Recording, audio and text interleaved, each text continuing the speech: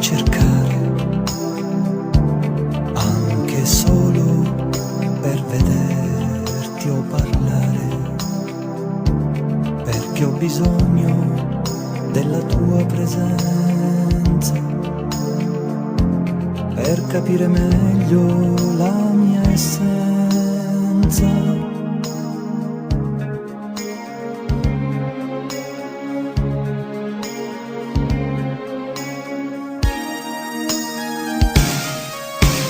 Questo sentimento popolare nasce da meccaniche divine,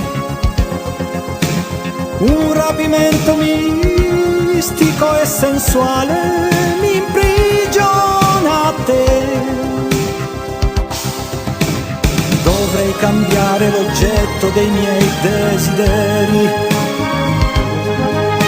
non accontentarmi di piccole gioie quotidiane, fare come un eremita che rinuncia a sé. E ti vengo a cercare con la scusa di doverti parlare, perché mi piace ciò che pensi e che dici, perché in te vedo le mie radici.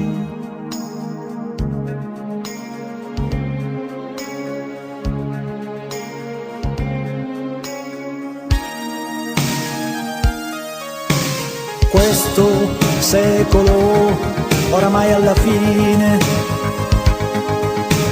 saturo di parassiti senza dignità, mi spinge solo ad essere migliore con più volontà,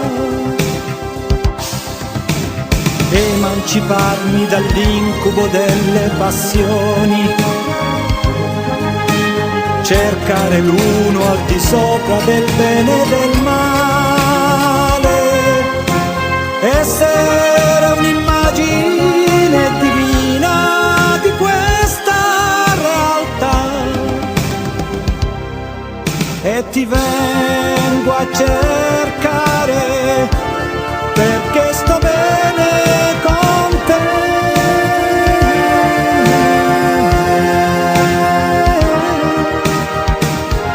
perché ho bisogno